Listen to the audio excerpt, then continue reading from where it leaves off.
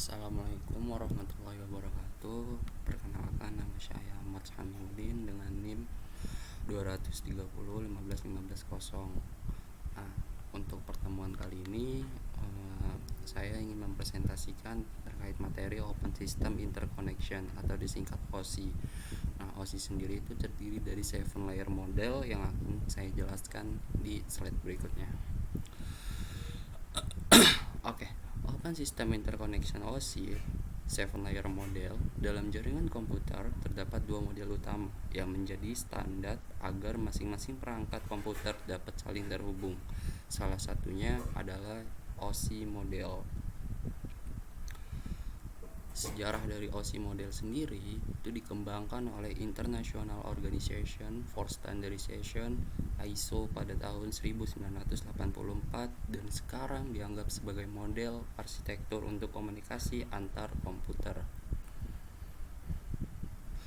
OSI model membagi seluruh tugas-tugasnya menjadi 7 tugas yang lebih kecil agar mudah dikelola. Ketujuh tugas tersebut diperankan oleh 7 lapisan atau layer, sehingga masing-masing lapisan akan bertanggung jawab pada satu tugas tertentu dengan tetap menjalin komunikasi dengan lapisan di atasnya dan di bawahnya. Setiap layer bersifat mandiri, sehingga tugas yang diberikan ke setiap lapisan dapat dilakukan secara independen. OSI, singkatan dari Open System Interconnection, adalah model referensi yang menggambarkan bagaimana informasi dari aplikasi perangkat lunak di satu komputer bergerak melalui media fisik ke aplikasi perangkat lunak di komputer lainnya. Manfaat OSI layer itu memiliki ada 5. Yang pertama, memudahkan untuk memahami cara kerja jaringan komputer secara menyeluruh. Yang kedua, breakdown persoalan komunikasi data untuk mempermudah troubleshooting. 3. Memungkinkan vendor atau pakar untuk mendesain dan mengembangkan hardware atau software yang sesuai dengan layer tertentu. Yang keempat, menyediakan standar interface bagi pengembang perangkat yang melibatkan multi vendor. Yang terakhir, memudahkan pengembangan teknologi masa depan yang terkait layer tertentu. Selanjutnya ada karakteristik dari OSI model. OSI model dibagi menjadi 2 lapisan. Yang pertama, lapisan atas yang disebut upper layer dan lapisan bawah disebut lower layer. Yang pertama, lapisan atas OSI model umumnya berhubungan dengan masalah terkait aplikasi. Itu hanya diimplementasikan dalam perangkat lunak. Lapisan bawah model OSI menangani masalah transportasi data link layer dan physical layer diimplementasikan dalam perangkat keras dan perangkat lunak. Jadi kalau boleh digambarkan itu perangkat luar itu ada perangkat lunak itu ada front end dan ada back endnya gitu. Jadi lapisan atas itu ibaratkan front end dan lapisan bawah ibaratkan back endnya. OSI model itu ada data unit, ada layer. Dari data yang paling pertama yaitu dihitung dari paling bawah yaitu bits. Layernya physical, media signal and binary transmission.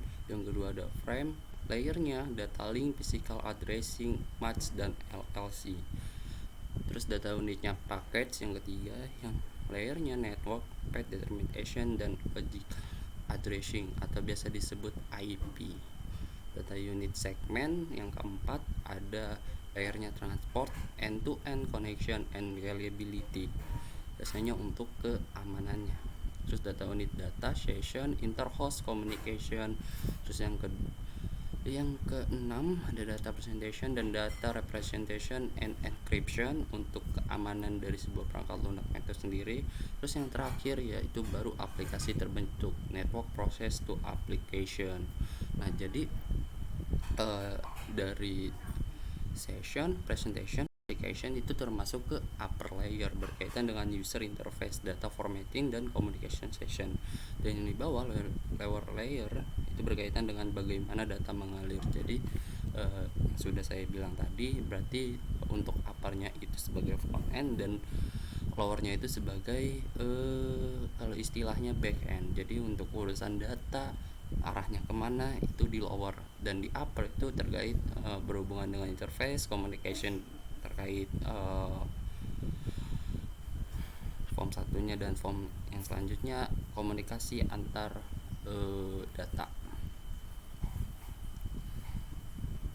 Lapisan-lapisan pada OSI model terbagi atas 7 lapisan. Setiap lapisan memiliki fungsi yang berbeda. Ketujuh lapisan tersebut diurutkan dari bawah ke atas sebagai berikut. Yang pertama itu tadi ada bits, terus ada presentation layer, terus ada session layer, terus ada transport layer, terus yang ketiga ada network layer, yang kedua ada data link layer, yang pertama ada physical layer.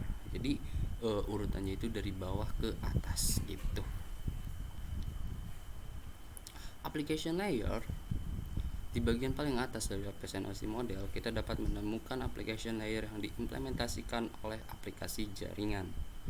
Aplikasi ini menghasilkan data yang harus ditransfer melalui jaringan. Lapisan ini juga berfungsi sebagai jendela bagi layanan aplikasi untuk mengakses jaringan dan untuk menampilkan informasi yang diterima kepada pengguna. Nah, jadi cara kerjanya itu aplikasi layer, terus pertama dari website ini si user merequest ke aplikasi layer untuk requestan tertentu, terus abis itu diolah lagi sama aplikasi layer, terus dikembalikan ke user return connect in recurrent format, jadi sesuai dengan request dari si usernya gitu.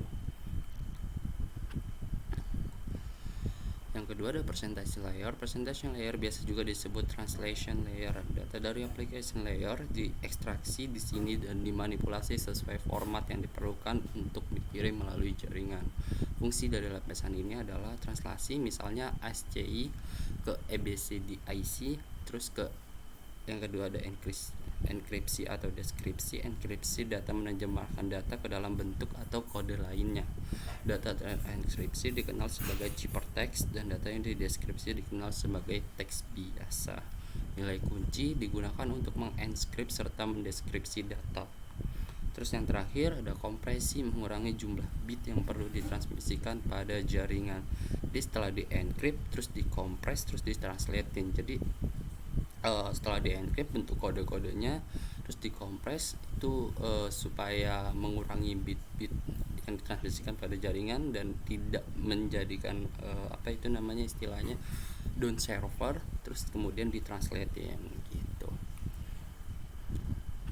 Selanjutnya ada session layer. Session layer bertanggung jawab untuk pembentukan koneksi, pemeliharaan sesi, autentikasi, dan juga memastikan keamanan. Fungsi dari lapisan ini adalah yang pertama, pembentukan sesi, pemeliharaan dan penghentian. Session layer memungkinkan dua proses untuk membuat, menggunakan, dan mengakhiri koneksi. Yang kedua ada sinkronisasi. Lapisan ini memungkinkan proses untuk menambahkan pos pemeriksaan yang dianggap sebagai titik sinkronisasi ke dalam data. Titik sinkronisasi ini membantu mengidentifikasi kesalahan sehingga data disinkronkan ulang dengan benar dan ujung pesan tidak terpotong sebelum waktunya dan dapat menghindari adanya kehilangan data. Yang terakhir ada dialog controller. Lapisan sesi memungkinkan dua sistem untuk memulai komunikasi satu sama lain dalam hal duplex atau full duplex. Jadi session layer ini itu istilahnya atau contohnya cara kerjanya itu kita mau login terus itu diautentikasi apakah kita beneran user atau kita bot atau dan lainnya gitu. Dan bisa jadi di proses autentikasinya apakah kita user yang hanya bisa mengakses halaman depan ataukah kita admin sebagai administrator atau operator tersebut gitu. Terus selanjutnya transport layer. Layer ini akan melakukan pemecahan data ke dalam paket-paket data serta memberikan nomor urut pada paket-paket data tersebut sehingga dapat disusun kembali ketika sudah sampai pada sisi tujuan. Selain itu, pada layer ini akan menentukan protokol yang akan digunakan untuk mentransmisi data. Misalkan protokol TCP. Protokol ini akan mengirimkan paket data sekaligus akan memastikan bahwa paket diterima dengan sukses dan mentransmisikan ulang terhadap paket yang hilang atau rusak di tengah jalan.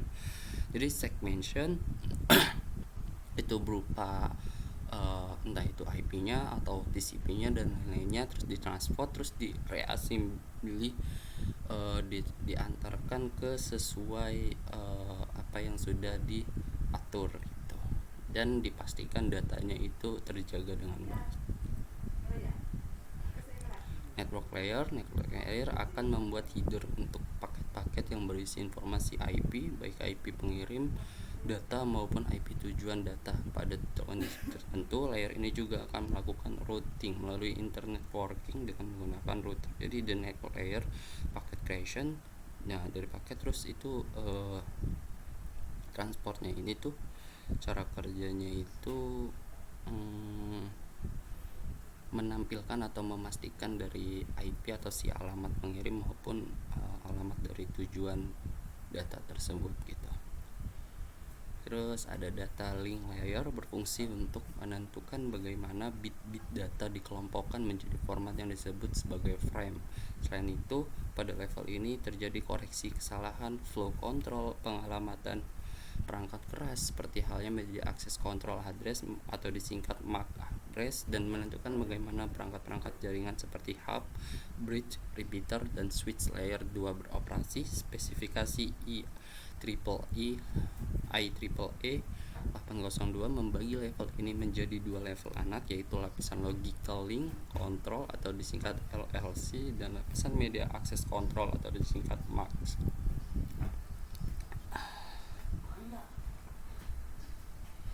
Kemudian yang terakhir ada lapisan physical layer. Lapisan ini berisi informasi dalam bentuk bit dan bertanggung jawab untuk mentransmisikan bit satuan dari satu node ke node berikutnya. Saat menerima data, lapisan ini akan menerima sinyal dan mengubahnya menjadi 0 dan 1. Kemudian mengirimkannya ke data link layer yang bertugas menyatukan kembali menjadi frame.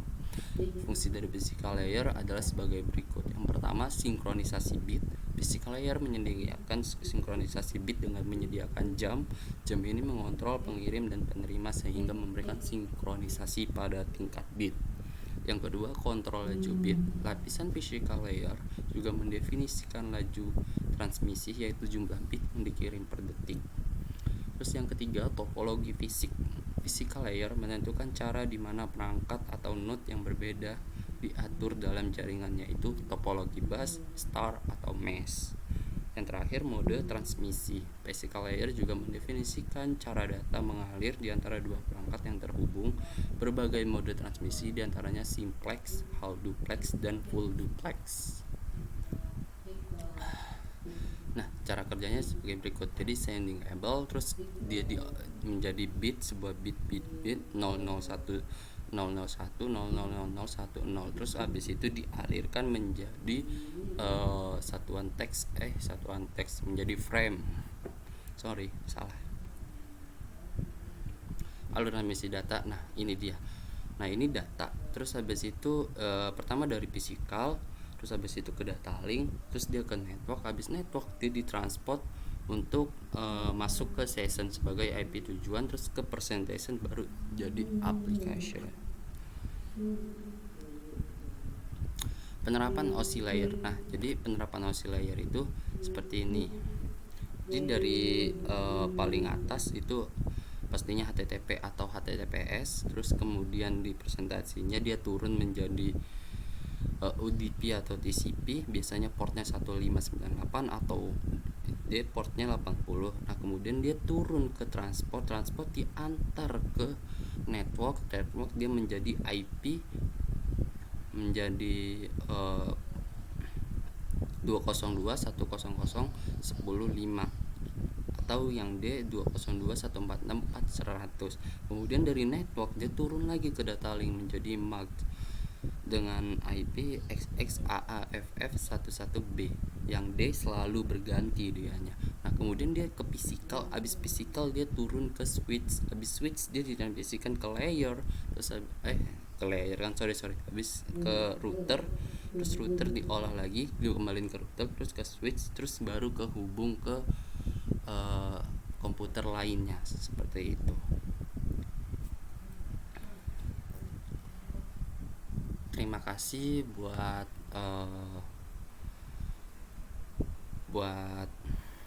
para listener yang udah mendengarkan, dan mohon maaf apabila ada salah kata dari saya dan ada salah informasi yang saya sampaikan. Sebesar-besarnya saya minta maaf. Sekian, terima kasih. Wassalamualaikum warahmatullahi wabarakatuh.